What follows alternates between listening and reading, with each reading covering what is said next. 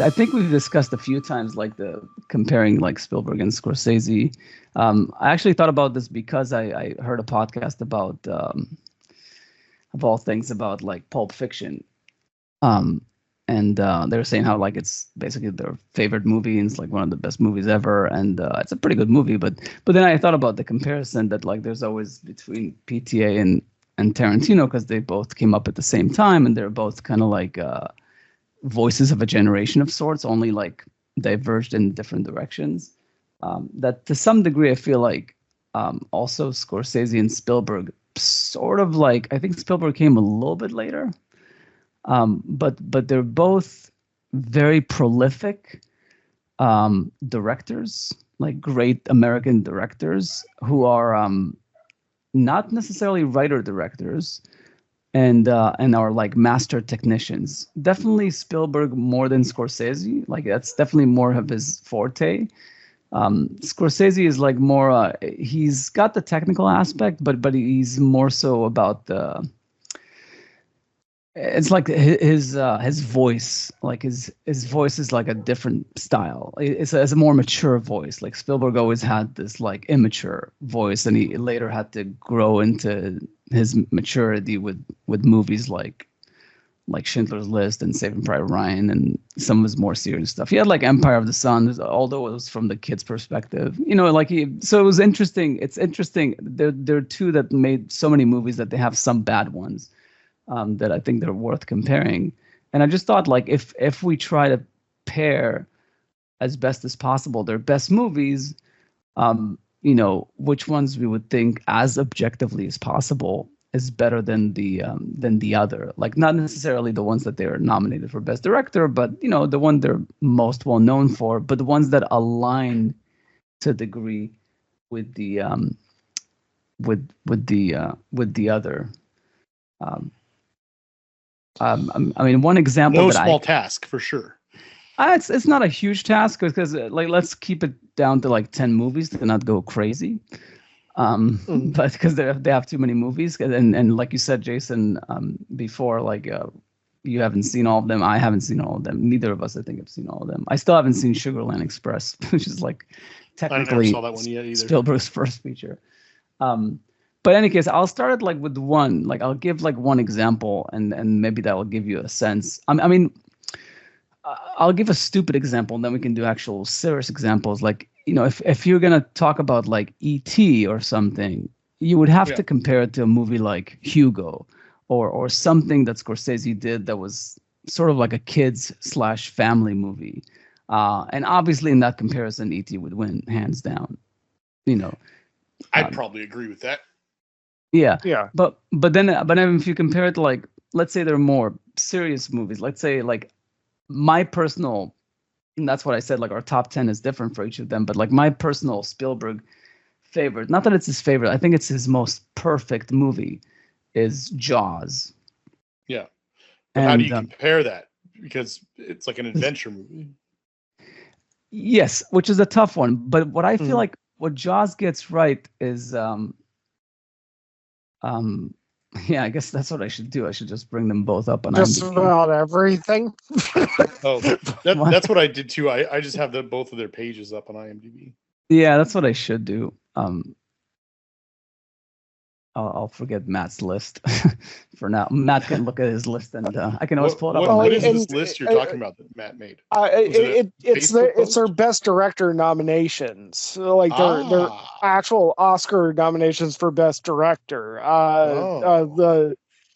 Spielberg has been nominated 9 times. Scorsese has been nominated 10 times. So wow. Given the previous like parameters, I kind of thought that was a good place to start, being that they are so prolific and they are so great. Start, but it definitely helps narrow it down for sure. I just think some of those are not as applicable as others. I agree. I agree. While you're looking at the list, or I'm sorry, while you're looking at their filmographies, Matt, why don't you just like say which ones they were nominated for? Just a sec. Okay. Spielberg nominated for Munich, E.T., Close Encounters, Lincoln, The Fabelmans, West Side Story, Raiders of the Lost Ark, Saving Private Ryan, and Schindler's List. It's funny because I'm looking at the Big Shave, the first short that Scorsese made, or at least the one that's known. I was actually just thinking about doing some sort of like a remake because part of the whole grief thing, like the Jewish grief, is if you're in grief, you're supposed to not shave for the first 30 days. Oh. And I right now have the most growth I've ever had on my face ever. So I was like, I don't know why I had like this idea for like doing like this shaving, like filming the shaving routine once the 30 days are off. Yeah. But like a different meaning than the Big Shave. But what's the Scorsese list, Matt? Yeah, and you don't have the reverse Hitler that I have. Same here. Okay. Right there with you. Yeah. All right. Scorsese, Hugo, Gangs of New York, The Aviator, The Wolf of Wall Street, The Last Temptation of Christ, Killers of the Flower Moon, The Departed, The Irishman, Raging Bull, and Goodfellas. Okay. Yeah. No love for Casino, huh? Yeah, that's why these lists are tough. Well, yeah, I mean, they so much of it depends on what else was nominated that year. Yeah, I mean, what else was made? I think Casino is a really underrated movie in general. I mean, I don't think it's as accessible or as like I understand why Casino is not as loved as movies like Goodfellas or something, but I mean, it's a good movie. Yeah. I mean, it's just 3 hours long and not exactly the most accessible movie in the world in terms of like sustainability and entertainment and so on and so forth. But I mean, it's well made. Well, one thing I would say, because we were started with like and you can tell me if there's a different Spielberg movie that makes sense, but like Jaws to me, like if there's a movie, the closest movie to perfection that although you know what, yeah, actually Jaws almost makes sense, because initially I thought compare it to Taxi Driver, but when you think about it, Scorsese's best technical achievement, I would say, is Goodfellas, probably. So if you put Jaws versus Goodfellas, I mean, this is the point, because once we pair movies, we can't name that movie again. So that now they're screwed and you have to find a different pairing. I feel like Goodfellas would actually have a better case to win against Jaws than Taxi Driver, because they're both highly technical movies. Goodfellas has the whole like Steadicam shot into the club and stuff that's very infamous or famous, and I do think that, personally, even though I'm supposed to be the one rooting for Scorsese for some of these movies, I do think Jaws is still the better executed movie, moment to moment. But when you think about it culturally, I wonder, like, Jaws is big. Like, it's very big. It's like the first summer blockbuster and all these things. But Goodfellas is really up there. It's like one of the top 3, top 4 like gangster films of all time. So, it's a tough call. Yeah. I mean, Jaws, at least for me, has to take, at least a certain amount of points for the fact that it basically invented the summer blockbuster.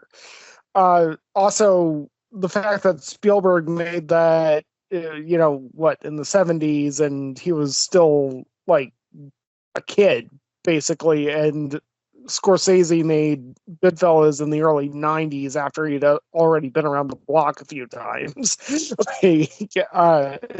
The fact that Spielberg was able to do what he did, being as green as he was, and basically like reinvented the summer blockbuster in so many ways. But I mean, also that famous shot in Goodfellas, like the oneer and everything.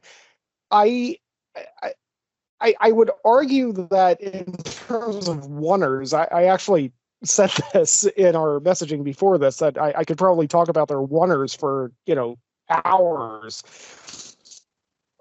But the oneers that they had in Jaws, I actually thought were better than the famous oneer from Goodfellas, because they're all so subtle that most people just watch the entire, didn't even realize, holy crap, there was a sustained shot for 2.5 minutes, and we just didn't realize that there was no cut because it was just that well designed. It was just that well thought out. Spielberg just did that because it worked out that well, and it just worked for that scene. The oneer in Goodfellas, I actually think, is kind of a middle of the road oneer because it is so famous as like, oh, well, that's a 5 to 6 minute long unbroken shot, but everybody knows it because everybody notices it. And so it loses points for me. My favorite shot in Goodfellas is the zoom dolly. The one in the coffee shop, or? The dinner where, and I mean, I thought that was the technical moment that Scorsese had in that movie.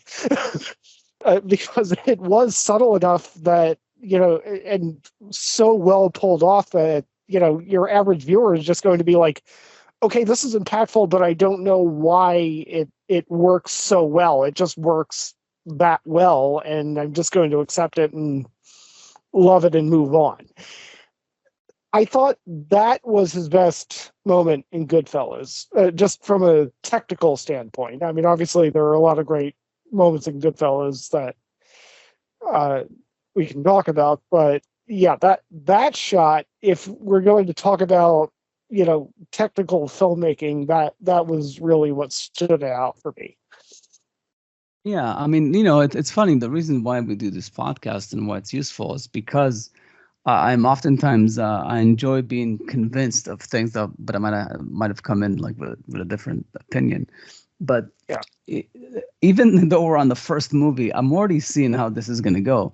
The problem that Scorsese has over, and maybe Jason could like even affirm this or like give his opinion, but I think Scorsese is obviously from the get-go is a much more mature filmmaker. He's seen a lot of cinema, whatever the reason is. Like, he's Italian. I don't know what the reason is, but like he's immediately comes into this like butch New York macho, like Mean Streets, Taxi Driver, all these movies that are like very mature. Whereas like Spielberg comes at it from the more childish perspective and stays there for a while, and he has like The Color Purple and a few things that are like, hit and miss. Empire of the Sun, like I said, it's through the kids' perspective. Indiana Jones is very, very kiddie popcorn movie. Hook, same thing. Until he does the more mature stuff, and even the mature stuff is a bit childish. But it's better. It's definitely improved. But as far as the technical aspect, there is this thing that like Scorsese really never fully had it. Like, he's a showy technical director, where Spielberg is he's showy, but it's an invisible showiness. Like, it's like he is serving the scene and the movie, where Scorsese is like, how can we shoot this so it looks cool, and more than like just the invisibility of it aspect of it. And that's something that I give Spielberg, I think, a lot of credit. And I think that in spite of like Scorsese maturity, I think 1-to-1, it's going to be very tough to make a case that like any of his movies would be better than the Spielberg ones, even though some of them are more mature. Like Goodfellas might be more mature than Jaws, but actually Jaws is a very mature movie. Maybe it's just the subject matter or something, but it's one of his most mature movies, and it's like his second movie. So yeah, it is kind of funny that, you bring that up about, like, Spielberg's perspective. And I mean, Spielberg is, well, I mean, I'm the youngest of the three of us, and, like, Spielberg's twice my age and everything. I mean, we're kind of the same age. Like, we're approximately the same age, but I mean, yeah, I can still look at Spielberg and say, like, if I had one person to call about a movie and say, like, hey, how do you look at this from a perspective of a child, like, this just childhood wonder. How do you look at the world with childhood wonder? I would still call Spielberg. Like, yeah. I mean, how do you make that movie with childhood wonder? Spielberg has done that and is probably still doing that better than anybody. Yes, childhood wonder for sure. Yeah. Yeah, and Scorsese was never kind of in that camp. I mean, he was always mature, even when he was younger than we are now. I mean, like, he was always making movies from a more mature adult perspective. Which is why maybe for us to, like, mention that, really it comes down to the movie you're trying to make. There's no reason to say that a movie's, the mood and tone of a movie's being more mature is necessarily a good thing. Exactly. I mean, precisely. 100%. And the inverse of that is true as well. Yeah, yes and no. But the only movie that I think Scorsese has, because I'm not even a big Goodfellas fan, I really like Raging Bull, but it doesn't have a very high rewatchability to it. No, it doesn't. And it's very flashy for all the reasons that we said Goodfellas is flashy. It's like flashy. You see that it's flashy. It's just trying to be flashy. Whereas, like, I think Taxi Driver is the only time really for me that Scorsese really tapped into something just all-time great type of quality. Something along the lines of what Coppola had with, like, Apocalypse Now and Godfather. Like, there's just like a timeless movie that just really catches a moment in time, and to this day is very, very apropos. You talk about all these, like, lone wolves that go on shooting sprees and whatnot. Even though in the movie itself it's like someone who's like a vigilante of sorts, but all these people always feel like they're vigilante to a degree. Some of them, not all of them. Some of them just want to, like, go down in the blaze of glory. Type of thing, but yeah, it's a very, I think it's a very timeless movie, and I think that's the only one that I'm gonna struggle to pair up with a Spielberg movie. I mean, the only one I can think of is let's say it's in color, because let's say if Raging Bull, let's say if we compare Raging Bull to, like, Schindler's List, because they're both black and white. Is it black and white? Yeah, I don't know. I'm just like.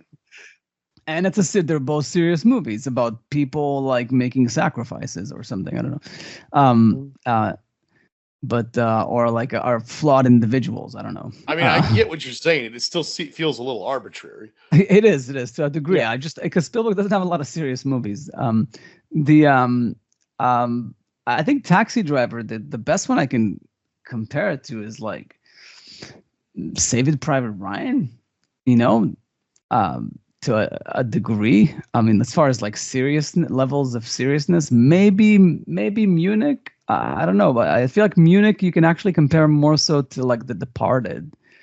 Like an intrigue type of movie with, like, crime and vendettas and whatnot, things like that. Yeah, I actually think that's an appropriate comparison between Munich and The Departed. I mean, I mean, it's already kind of a stretch trying to find, like, apples to apples comparisons between Spielberg and Scorsese, as we've already talked about. But I mean, both Munich and The Departed are fundamentally, if you really strip them down to what's important, they're crime dramas. Yeah, exactly. I wouldn't call Munich a crime drama. Oh, okay, yeah, the people that are going to assassinate are a form of like cops, like they're agents of a state. So like in a way, right. they don't have a jurisdiction like cops would, but it is like essentially like they're trying to like find these people. These. I don't disagree with that. Organized crime. Terrorism is organized crime. Right. They're trying to find the bad guys who committed a murder and take out the bad guys who committed the murder. You're making. I just think that it's important for us to say that Munich is not a crime drama. No. It's a historical. Where I wrote a little tiny note next to that one. Where is it? It's like a historical thriller, I guess, is what I'd call it. But I mean, and it's about what would you call it? A counter-terrorist group hunting down people who committed a horrible, terrorist who committed an atrocity. But I mean, that's definitely different from a crime drama. But I'm not saying that we can't compare them. They are comparable in some senses. Yeah, I mean, and obviously, to be clear, like, if anybody, to anybody who ever does listen to this, I am not comparing the terrorist attack on the Israeli athletes at the Munich Olympics in the 1970s to a completely fictional crime drama. Like that is not in my purview. That is not something that I want to say. Like, most of the story of the movie of Munich is a Mossad, is like a group of Mossad agents responding to that attack and trying to crime solve to a certain extent and bring the bad guys to justice. Whereas The Departed is, it's a weirder story about a Boston mafia guy and a Boston cop guy, and nobody knows what the hell is going on. But I mean, it's still kind of a crime. It is still kind of a crime drama. Like, I mean, one's an international crime drama, one's a local crime drama. And in spite of the fact that like I have major problems with Munich, although I always said that it's a technically very well-made movie, that I would still take that one over The Departed, even though The Departed was nominated for an Oscar and everything. I mean, he won an Oscar for it, Scorsese. The Departed to me is like a good cop movie. It's nothing special. It's like Scorsese himself said, like it's a genre movie. It's like if anything, better to compare it to like Indiana Jones than like to Munich. I feel like The Departed is like in my top 5 for Scorsese. I know it's a serious problem, that movie. I don't know why people like it. I mean it's a well-made movie. It's kind of like it's like a poor man's like Goodfellas. Like he's kind of like shooting on all. Well, cylinders. I like Goodfellas better. I mean, yeah, let me be clear that's why I said that. poor man's. Yeah, I think Goodfellas, Casino, and Goodfellas and Casino are my 2 favorite Scorsese movies, like 1 and 2. But going back to what you said at the very beginning, just throwing this out there, if we were to compare Goodfellas to Jaws, I do think Jaws is a better movie, even though Goodfellas is my favorite of his. See, that's a good point. So right now we have like basically, but would you pick The Departed over Munich, Jason? Probably, yeah. I like Munich quite a bit. Yeah, but I'd probably put The Departed over Munich. Oh, okay, that's interesting. Okay, so touche. I think put, that Munich, I'm assuming. I'm not saying, by the way, that this is how we should do this. I just felt like it's worth saying that, like, when we're comparing these two directors, one thing should be very clear is that in terms of like their range as storytellers, especially when we're looking at things like genre, Spielberg has it kind of hands down. Because I mean, like, if we were looking at, like, you know, science fiction, it's like we got 3 or 4 to choose from Spielberg. We got nothing from Scorsese. If we're looking at fantasy, we've got at least Hook at the bare minimum, and we've got nothing from Scorsese. If we're looking at gangster movies, we've got a plethora from Scorsese. We've got nothing from Spielberg. If we're looking at adventure movies, we've got, like, no question, at least Raiders, at least the 2 indie movies, and Jaws for sure. We've got nothing from Scorsese. If we're looking at animation, we've got Tintin from Spielberg. We've got nothing from Scorsese. You know? Yeah.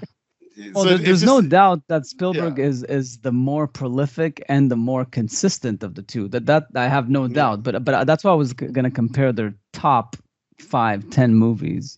I was going to throw this out there. I don't know what you guys think about this. Both of them have one movie, as far as I can tell, that is primarily about filmmaking, which would put you at The Fabelmans versus Hugo. And I kind of consider that a tie, to be honest, because I like both of those movies. I think Hugo is better made. A little more solid. Yeah. But Hugo has something kind of magical about it. I really love all the scenes where they're talking about that. I can never remember. I don't know how to pronounce that director's name, but the one that it's about. Millier, yeah. I knew it started with an M. Actually, that's a really interesting segue. By the way, Gil, I think you were asking me about Munich, where I would. I mean, I know that we've been butting heads over Munich for like almost 20 years now, but I mean, I think at this point we should know that I'm pretty much on the side of, like, Israel and that whole conflict and everything. We just you're right. We just disagree on what Munich was saying, and you probably know better than I do, being that you're from there. No, I just have an opinion, but right. Maybe at the time that we first watched Munich, I knew more. Yeah. But no, I mean, and actually, one of the weird things that I have to kind of say is, you know, Spielberg discovered Janusz Kaminski when he made Schindler's List, and he just never let that guy go. I mean, it was like, okay, we work at the same pace and he's good, so we're just going to keep doing it. Scorsese has been swapping out cinematographers like condoms for the last, 40 years. And I mean, Michael Ballhaus, I mean, kind of I mean, don't get me wrong, he's good. He's just not, like Janusz Kaminski, Roger Deakins, Conrad L. Hall level. And I mean, so when it comes to a movie like The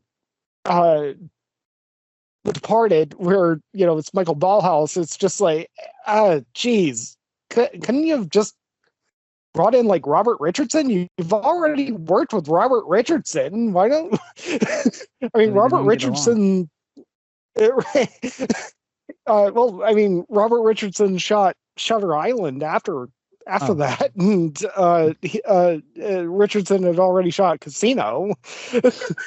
But I mean, Richardson is clearly better than Michael Ballhaus.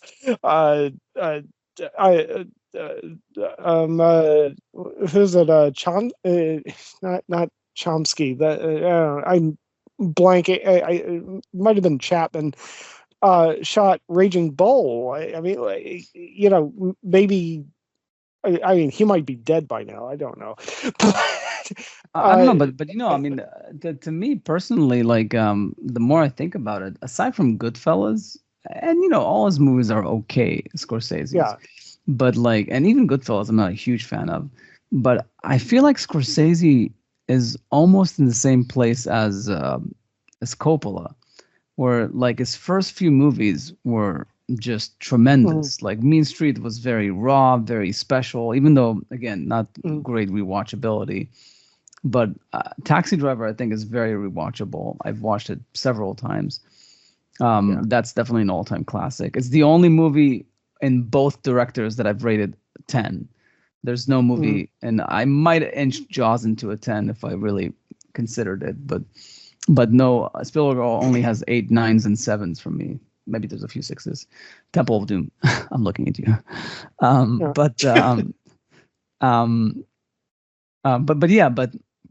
But something about like that if Scorsese had just stopped making movies like Coppola, maybe it would have been better off.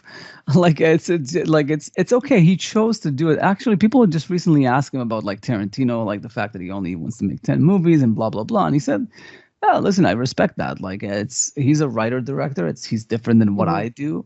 I just take scripts and I make them my own, and and that's much easier to just direct whatever like comes your way."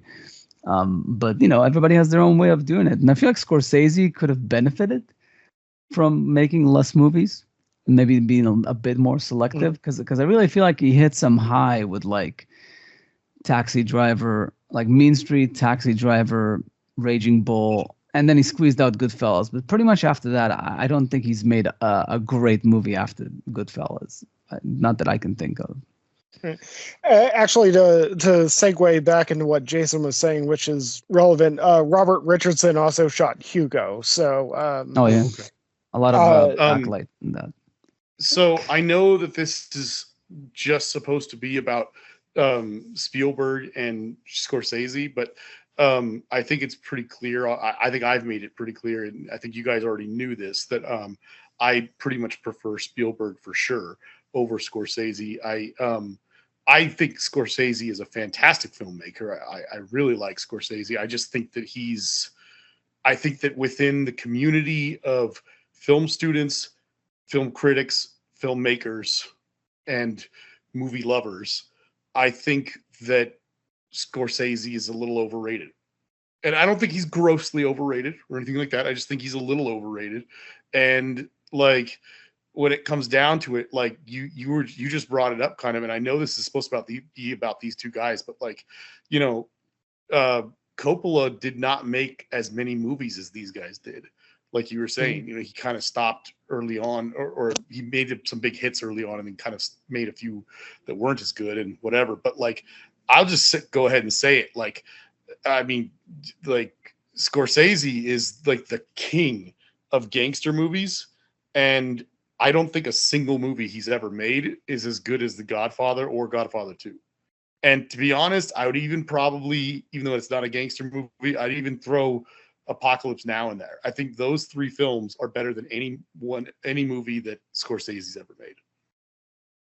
Yeah, I mean, I would say, but I would say Taxi Driver is up there. Like it's close. It's I wish I could comment on that. Like we talked a little bit. You said you wanted to rewatch it more. Yeah, I've seen Taxi Driver one time when we were in film school and had access to that whole library of DVDs that we had there. I watched it by myself at home. I enjoyed it. I thought it was good. I really need to see it again. Like, I mean, we're talking about what, 2006 probably. So, I mean, we're coming on close to almost close to like 20 years now, I mean, or something like, is my math correct there? Is that sounds wrong? It sounds wrong. It can't be that long. It cannot be that long. 19 years, 20 years. Yeah. I have my 20 years. Fastly approaching 20 years now. Yeah. I have my 20-year high school reunion in a month. So yeah. I want to give Scorsese another chance because I've only watched Taxi Driver one time. I want to watch it again. I've never seen a whole bunch of his early stuff. So like I feel bad even commenting on this because I haven't seen those ones. So it feels unfair because I've seen most of Spielberg. But yeah, I mean it's interesting, you know, I mean, because I do really like Scorsese. I just think it's weird to me, like he is really beloved by a lot of people, and so many consider him like the greatest filmmaker of all time. And it's like, to me, I'm like, yeah, he made some really good gangster movies, and you know, and then he made The Aviator, which is like a biopic, and he made, you know, Raging Bull, of course, and some stuff like that. Shutter Island was definitely an interesting diversion for him, you know, and stuff like that. The Aviator, shot by Robert Richardson too. Yes. I think what it is, and maybe that's could be something. So, and I'm glad that maybe we dropped the whole comparison movie to movie. No, I still want to make some comparisons. We could, but what I'm saying is that, like, to continue on that thread, is that I think Scorsese, and I agree with you. Like, I actually told you that I was going to come into this conversation defending Scorsese, but yeah. I immediately realized that, like, maybe I have a bad case here, because he is a good director, but he's not great. He's not Spielberg. He's not even Fincher. Even Fincher is a better technical director, and even though he hasn't made as good a movie like as Taxi Driver, or I mean, he's made some really good ones. But what I was gonna say, and you can take it off from there, Matt, is I think he's a darling because he was this very fresh voice and mature voice, that was prolific, like unlike Coppola, that didn't sustain it. Or Lucas, for that matter, and all these directors that came at that time, like right before Spielberg came, like he kept at it, and he was like a singular voice. Like he didn't stray away from subjects like, you know, Last Temptation of Christ. You know, like some of the subjects that he was dealing with were very mature subjects, like anti-hero stuff, like in Raging Bull. Like he really dealt with the uncomfortable, dark side of humanity. You know, much like Kubrick did, but in a much more prolific way, in a much more accessible way, more commercial way to a degree, maybe, than say some of the other like filmmakers, like American filmmakers. And Kubrick was kind of working in England. He was almost like a foreign director, even though he was American. Sort of, yeah. But there was something about that. He was like a classic American director that didn't go away after a couple of movies. Like technically with 3 movies, you can even throw in the conversation in there, but Coppola has a better career than Scorsese, even though he's made like a fraction of the movies, because like he made like 4 amazing movies to start with. I'm ashamed to admit that I haven't seen the conversation.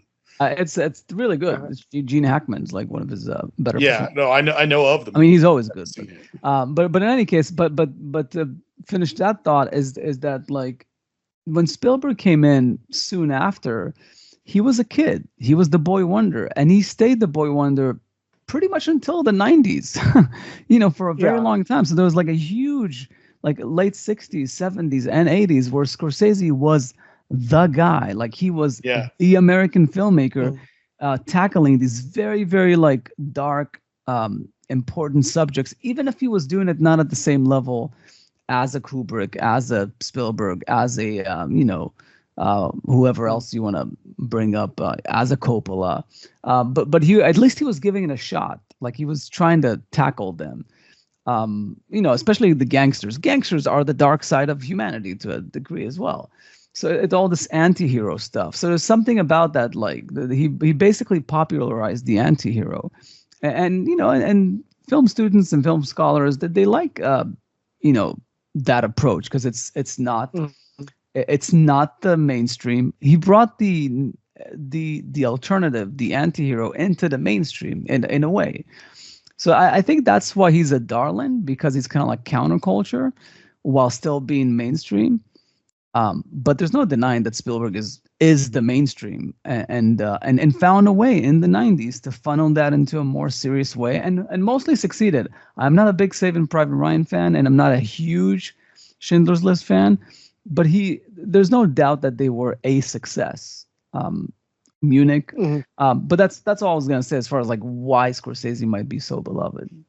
Yeah, it does make sense. Yeah, actually, I just want to bring this up because the moment that Jason brought up, the two movies about making movies, in like Spielberg and Scorsese, and that is a weird thing to actually bring up, in that Hugo is definitely the movie that's, obviously told from a child's perspective. Like, Hugo should have been the Spielberg movie, and The Fabelmans probably should have been the Scorsese movie. That's an interesting thought. I mean, The Fabelmans is definitely a more mature look at. I mean, it's a more adult. Yeah, Hugo has that fantasy element to it, of the automaton or what automaton. Yeah.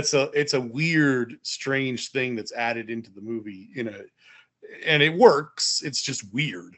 Yeah, I love both films. Well, one digital, one film, but I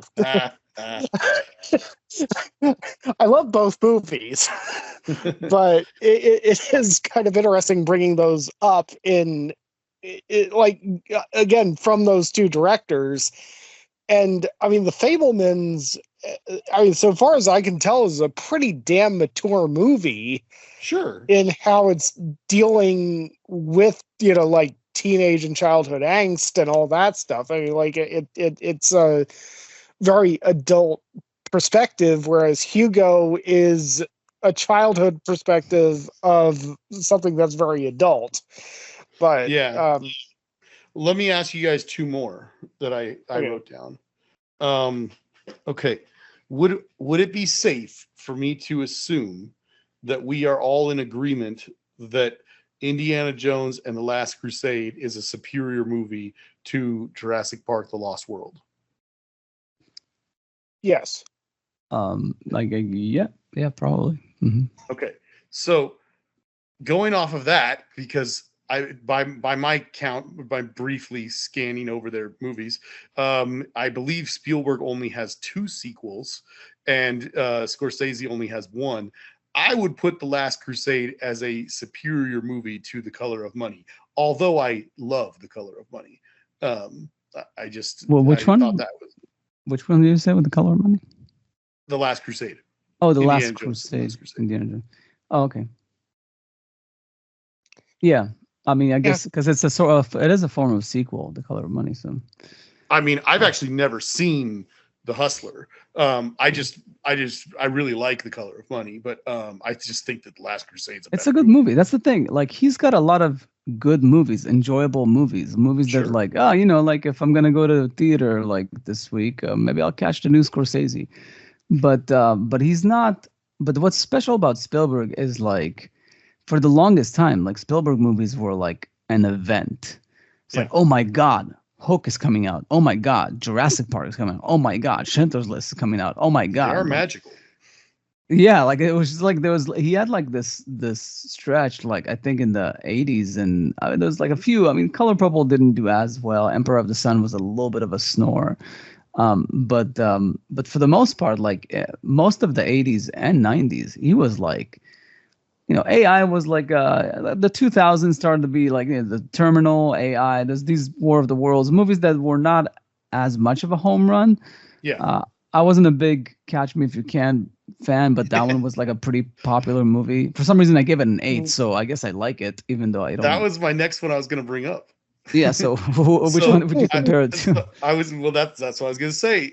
You guys are probably gonna disagree with me on this. You're gonna disagree with me probably, but I'm just gonna go out there and say this. This is the one I think that this is one of 3 or 4 that I think I would probably go with Scorsese, but I mean, probably not for the same reasons you guys would agree. I don't know. I was like, well, we should do because Catch Me If You Can exists.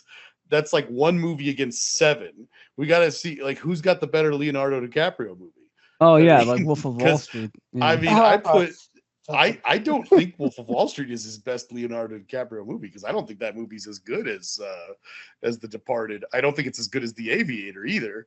But I don't know. I mean, that's just my unpopular opinion.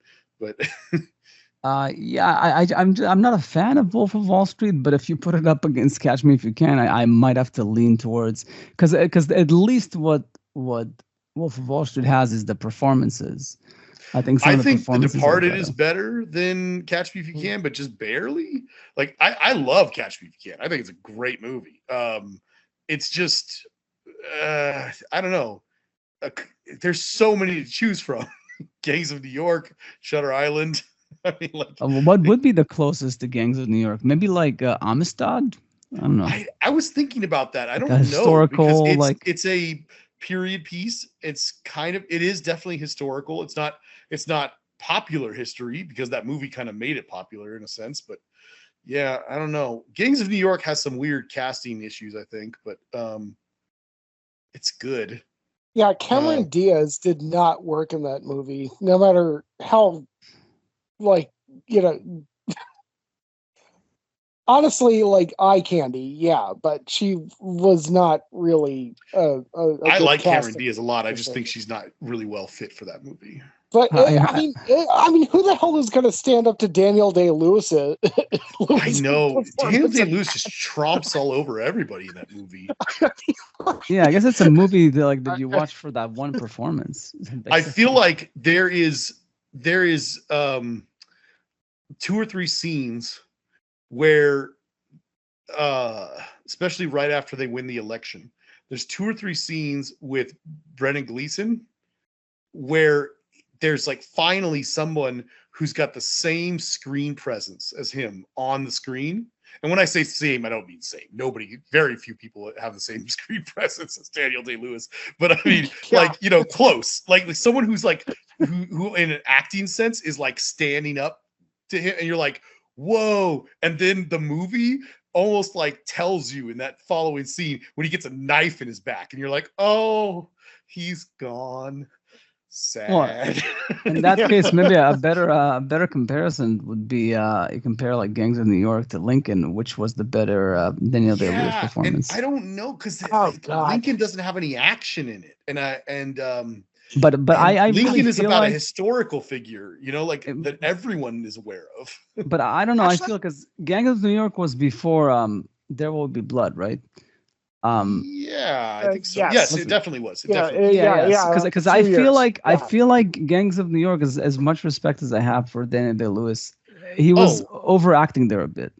Oh, I'm sorry, Gil. When you said that, you just flew right over my head. Of course, that's the comparison, because Daniel Day-Lewis. I'm stupid. Yes. Yeah. But what I'm saying, the point I'm trying to make, they both have Daniel Day-Lewis. Yeah. Is the performance he gave in Gangs of New York, he perfected in There Will Be Blood. Yes. Like the American macho, but not as over the top as Gangs of New York. But even better. To a degree, as like Lincoln. I feel like Lincoln is an. I think he win the Oscar, but like because it's an underrated performance, even if he won the Oscar. Like that's a good question. He was like captivating in that movie. I loved that movie. Let's see if he won. Let me see. I mean, I was working, you know, at the movie theater when Lincoln was out, and that's kind of one of my arguments for Spielberg over. Well, everybody. I mean, I'm just gonna say it. Spielberg is the greatest living filmmaker. He is the greatest living filmmaker. The only dead filmmakers that I would put on the same, the same page as Spielberg would be like, Kubrick. Maybe, I don't know. I might be able to throw a few names out there, but no, Spielberg is the greatest living filmmaker. And one of the reasons for that, at least for me, is that I was working at this movie theater when Lincoln came out. And I actually had it timed to have... There was this one scene where Lincoln is giving this impassioned speech. It's Daniel Day-Lewis having his discussion with his people about abolition. And I would always try to make it into the theater to just watch this one scene. And it wasn't because of Daniel Day-Lewis. It was because of what Spielberg was doing with his fucking camera. No. Oh, no. Yeah, the camera work there is amazing. Yeah. So I mean, these are people just sitting around a table and talking, and Spielberg is so good. Yeah. That it's still interesting it's still interesting enough that you're just going to walk in and just see, like, holy crap, I'm learning something else that he did. Yeah. But anyway, I think it's an underrated movie, Lincoln. I agree. So just to throw this out there, yes, Daniel Day-Lewis did win Best Actor for that year. It was nominated for like 13 or 10 or 13. I just skipped the page, so I lost it. But a crap load of awards. It only won 2 though. It was nominated Best Picture, but Argo won. I personally think Zero Dark 30 probably should have won, but I was very happy with Argo. I'm a big sucker for any movies that are about making movies. Daniel Day-Lewis did win. Tommy Lee Jones was nominated for supporting, but obviously he's not going to win against Christoph Waltz that year. And then that was Django? Django? Yes, for Django, exactly. Sally Field. I mean, Tommy Lee Jones in Lincoln. I love Tommy Lee Jones' character. Amazing. I love his story. He's great. Yeah. Sally Fields was nominated, but I mean, that was the Les Mis year. I mean, if you're going to give something to Anne Hathaway or to anything to Les Mis, it's going to be Anne Hathaway winning for that supporting role, obviously. And Spielberg was nominated, but Ang Lee won for Life of Pi. Life of Pi. Oh God. And then there was a few others. The other one that it was nominated for all sorts of stuff. Kaminsky was nominated, of course, but Life of Pi won for cinematography as well. Editing, Argo won. Here it is. Production design is the other one where they won. So they won for production design, and they won for Daniel Day-Lewis. They were nominated for tons of other ones. So what's to try and finish some comparisons? I feel like because this is taking so long, probably we can end it with like 5 of them. But I feel like what's a good counter, like to like say, because you said that it's your favorite, Jason, like either Casino or like what would be like a good comparison for that one on the Spielberg side? It's hard because we kind of already went over some of the ones that might be good. Like, I mean, you said it earlier. Some of these are just hard to compare because of the total different nature of the movies, really. Yeah, it's tough. I mean, I do think Amistad and Gangs of New York is a good comparison. And Amistad is not an amazing movie, but it is better than Gangs of New York, I think. I like your other idea. I think Lincoln is a better comparison just because of Daniel Day-Lewis. Yeah, which obviously hands down Lincoln. But I mean, that's tough. Casino is a fun movie to watch. And Hugo, I don't know, Hugo, I feel like Hook would be a better comparison than say the other one you mentioned. Fabelmans? Yeah, because I feel like it's like they're both silly kids movies.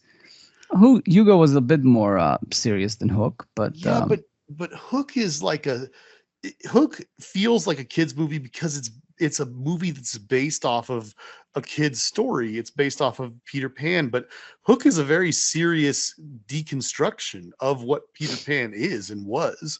It's a like strange sequel to the story of Peter Pan, but it's also reanalyzing everything that is Peter Pan at the same time. It's kind of complex.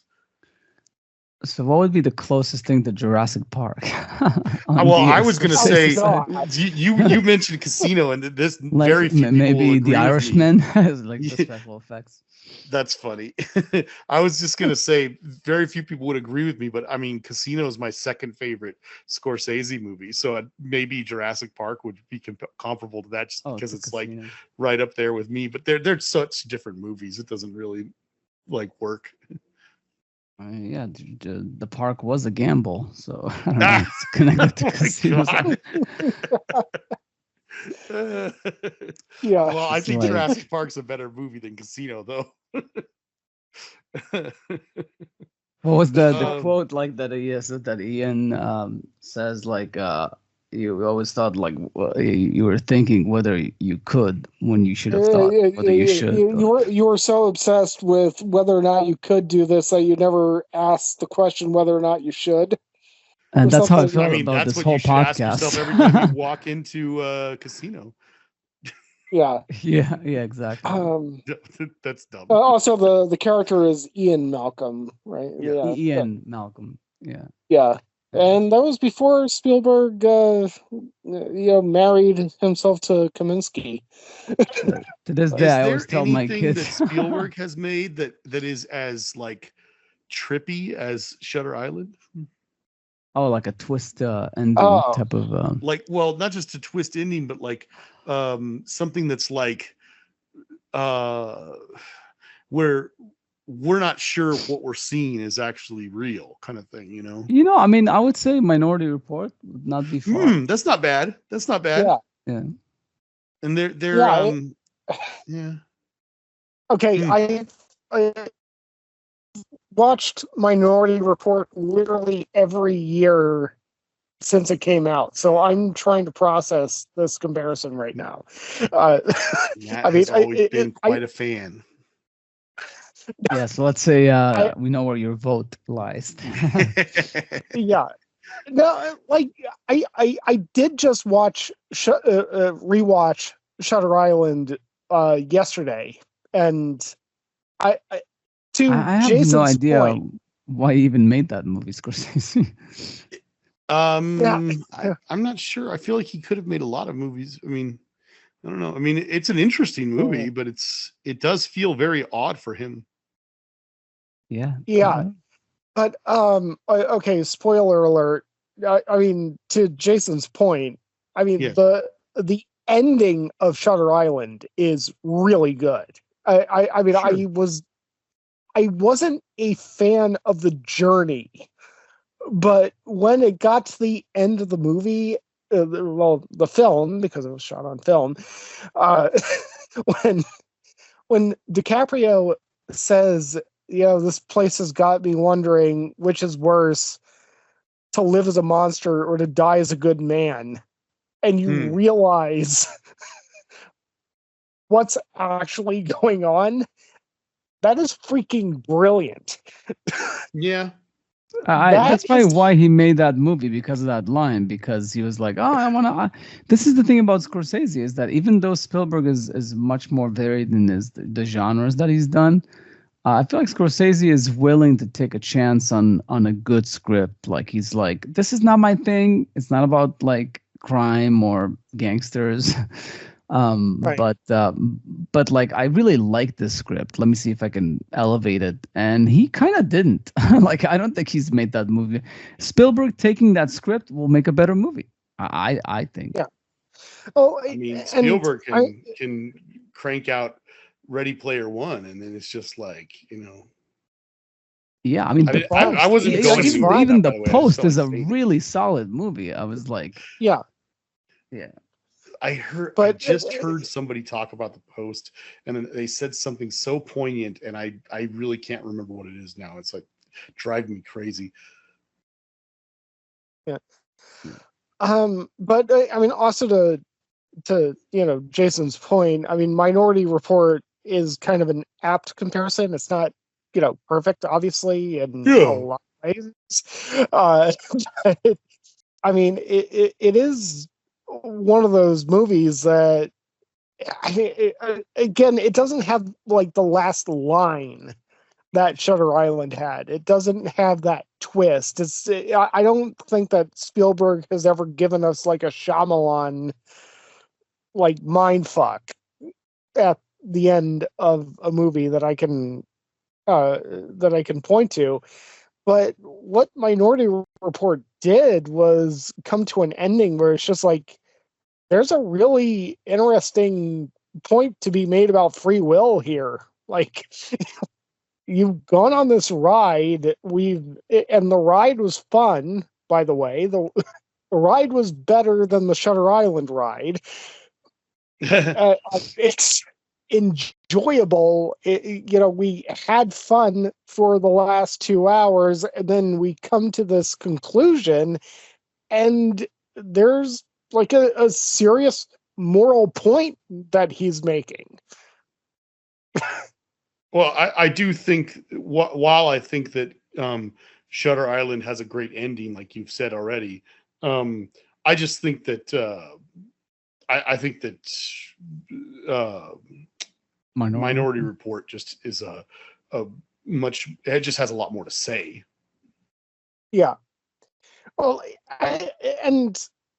to also kind of alluding to an earlier point about, like the childhood wonder of Spielberg versus the maturity of Scorsese. I mean, there is kind of that element in a lot of Spielberg's movies where, like, I mean, I don't know if it's just, he got a really good script and he's just good at making scripts work on screen better than most people, as opposed to other writers. But again, you look at something like Minority Report, and like, again, it's an action movie. It's a sci-fi action movie fundamentally, at its core. But I mean, that is asking some moral questions that strike to the very core of everything that we do. Yeah. I mean, free will is basically the basis of Western law. I mean, like, that's everything that we believe in. I mean, like, it's the question of mens rea and so on and so forth. That's, like, I mean, what is mens rea? I've heard that recently. That term. Mens rea is guilty is mind. The guilty mind. Yeah. But as opposed to the guilty actions. Right. Yeah. No, but I don't know. I mean, I remember we had a Minority Report episode. Of course, we discussed this, but like I'm not really sure that the movie at the time I was arguing that like that it was almost like a side effect of the plot that idea was brought up. It's not that I was really dealing with it hands on, because like the argument in the movie is that the reason why this technology cannot be used is not because of free will, it's because it's flawed. If it was a flawless technology, I think the movie argues that it might have been ethical to use it. But if it's flawed, then it's not ethical to use it. I think you were reading to the movie too much. Like maybe the Philip K. Dick, I don't know, story maybe had some of that. But the movie basically, like if there was no Minority Report, if it was a flawless technology, and then we made an argument that they shouldn't use it because of free will, then then like that's a movie about free will, but that there is no free will or whatnot. But if the technology is flawed, then it's just an unethical to use it because it's an incorrect assessment of the future. Well, they also said, they did talk a little bit about how if you know your future, you can change it, right? Don't they say something like that? Right. Yeah, and to a degree, to a degree, you could make an argument that like the reason why the Minority Report exists is because free will exists, is because there is some situation where the reality could change if in the flick of the moment a person will make a different decision, like he won't bring down the scissors to kill his wife or whatnot. But as far as I'm concerned, that shit doesn't exist. I mean, like, if there's only one way for life, if time only moves forward, there's only one way for things to happen.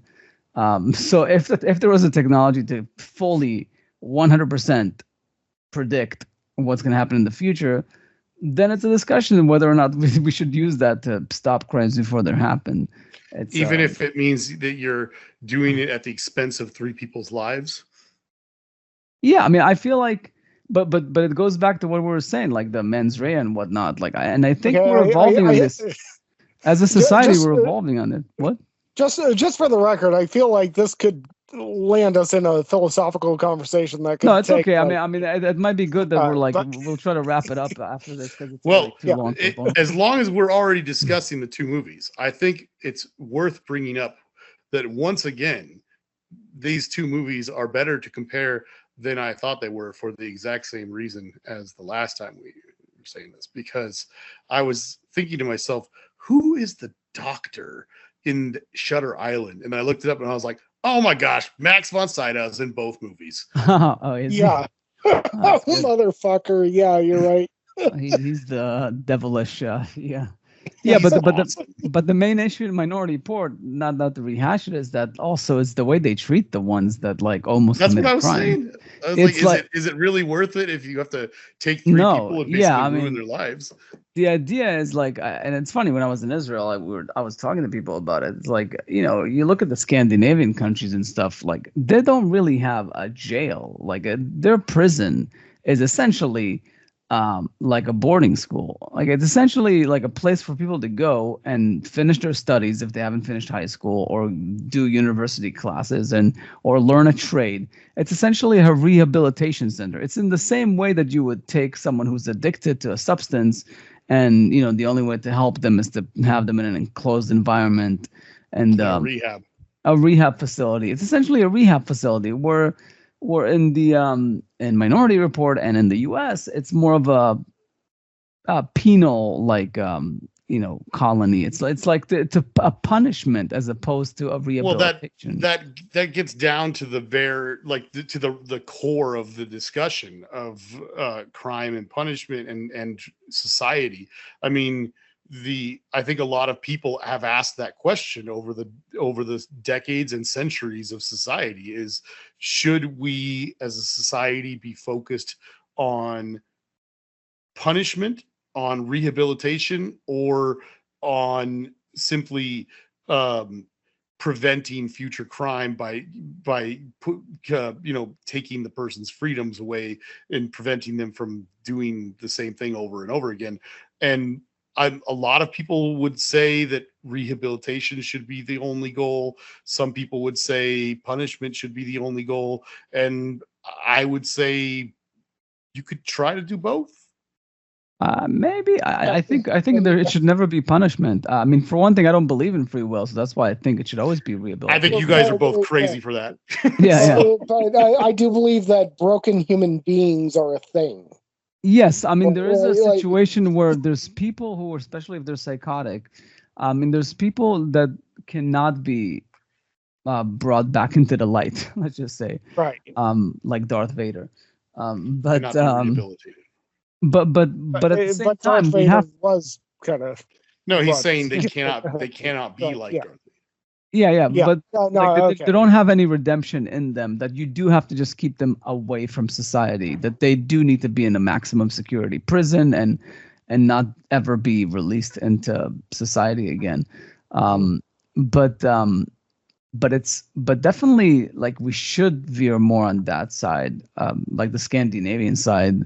Like, I'm sure they have also horrible criminals that they don't rehabilitate as much, but I think that philosophy makes a lot of sense. And which, by the way, to bring it back to Spielberg, I don't think he made that point or addressed it in any way significantly in Minority Report or anything remotely close to it in any of his other movies, which is why I put him below other directors like Kubrick and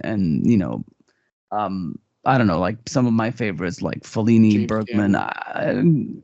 I don't know James Cameron, but you know, I just was hoping. But some of my favorite directors of all time, I don't feel like he doesn't go deep. A lot of his movies are on the surface, and that's okay. He's like a mainstream director. It's totally fine. But I wish that he had a bit more depth to his movies, which is why I started this whole thing with Scorsese having a bit more depth, maybe especially in his earlier movies. I think the depth that he went to with Taxi Driver, Spielberg has never reached. But that's okay. He still made better movies. They better entertainment, more consistency of the work, more prolific. So ultimately, obviously, he's the better director, even though obviously art is all like subjective, but it's too bad. It's too bad, and which is why also Munich, I felt like, you know, as deep as he wanted to go there about like violence begets violence, he also did the whole like, you know, putting terrorists and Mossad operatives on the same ethical level, which is a big no-no. Yeah. Yeah, well, and to be fair, like, okay, just something where I have moved on this issue that has been persistent between the two of us for like 20 years in regard to Munich.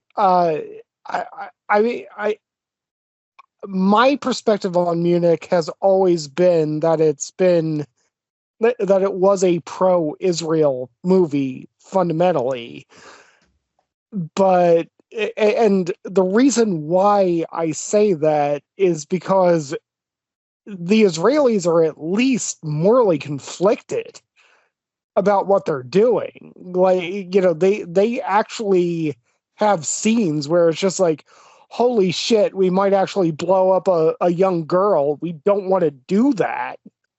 We just want to go after this terrorist.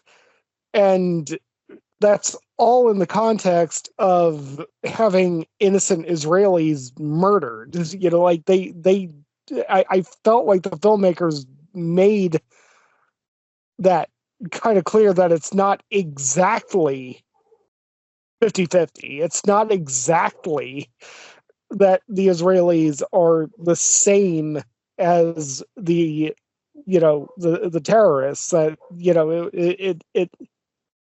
I mean, I always saw it from a perspective as like the Israelis are clearly better because they're morally conflicted. Yeah, but it always brings me back to the end of the movie that right at the end of the movie, and that's where you're right, abolishes all of that, because the moment that Avner, like the lead character, abandons like the state, like puts the state behind and kind of like breaks ties with it and doesn't want to break bread with the representative, it essentially says that like it wasn't the Israeli state or government that was more ethical than the terrorist. It was the people that were sent to assassinate. They were people of good moral character. They were people who cared to not kill people. But if it was up to the Israeli government, they would, you know, left and right kill everybody because they're just like vengeful, horrible, like terrorist state that's run amok. That's what Kushner thinks. And Spielberg just didn't catch that. But that's essentially what the ending says. It's like, listen, you are an out-of-control state. You are going crazy, and all you're doing is like violence will beget violence. That's why I can no longer be part of you, and that's like turning your back on a country that supposedly is actually trying to do the right thing. That's like they're trying to not to kill innocent people, to kill just the people that are the terrorists, and nobody's. And you can make the point all day that violence begets violence. I agree with that point. I agree that some of the tactics they've taken hasn't been very fruitful. It's been proven again and again. But to say that there's some like moral equivalency or that he's more in the right because he's leaving it, like it's essentially what Kushner is saying. Is like, listen, I'm an American Jew. I live in the U.S. Why the fuck should I care about what's happening with the Jewish state? Well, you know how when you're gonna care when there's fucking Nazis in the U.S. putting Jews in an internment camp, and then we'll see what you want to say about the Jewish state. Like, and then you'll see like where the only place that's safe for the Jews in the world is the Jewish state. Like, now you're in the U.S. and you feel like, and all of a sudden there's a rise in anti-Semitism, and all of a sudden they're starting to kill Jews left and right. And what are you going to say then about the Jewish state, about their tactics, about them being like overly like, aggressive about protecting their borders? Like, what do you say then? Like, you're comfortable now. You're a Jewish American citizen, so you live on a fucking island, far from all the risks that Jews have in Europe, that Jews have in Muslim countries, in all these different places. So you're on your high horse.